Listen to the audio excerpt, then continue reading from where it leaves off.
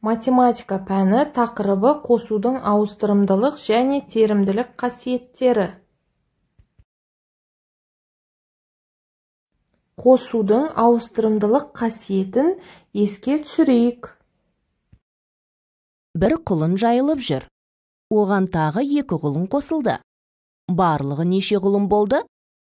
1 қосу 2 тең 3-ке. Демек барлығы 3 құлын. Қосу компоненттерін еске түсірейік. 1 қосылғыш, 2 қосылғыш, 3 қосындының мәні. Ал енді құлындар кейін қарай шауып кетті. 2 алдында, 1 артында. Енді барлығы қанша құлын бар? Дұрыс, 3. Себебі 2 қосу 1 тең болады 3-ке.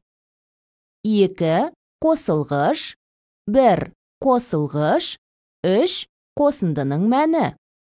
Қосылғыштардың орындарын ауыстырғаннан қосындының мәні өзгермейді. Қосудың терімділік қасиетімен танысайық.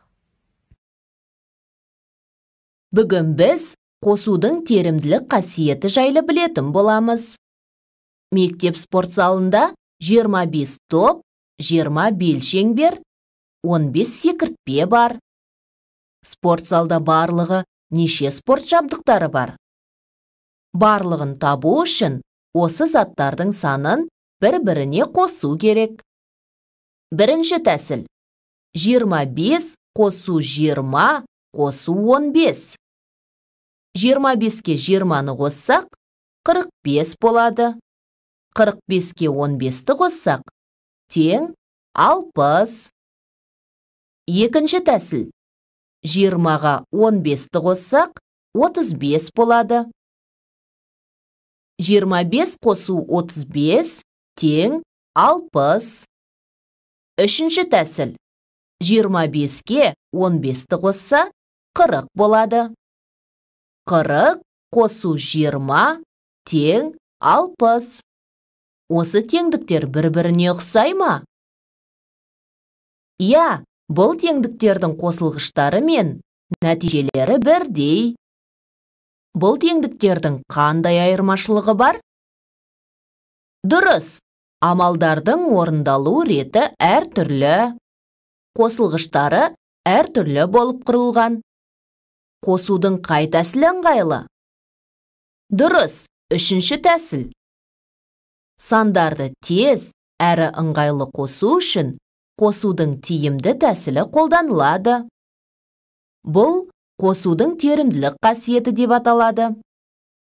Сандарды әріптермен алмастырайық. 25 бұл А.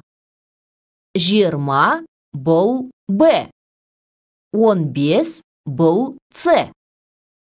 Нәтижелері бірдей болғандықтан, қосылғыштардың арасына тең белгісін қоюға болады.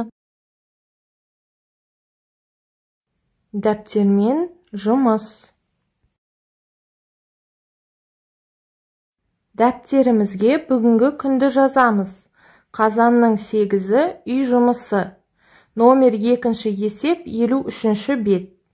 Бұл есепті шығару үшін терімділік қасиетті қолданасың.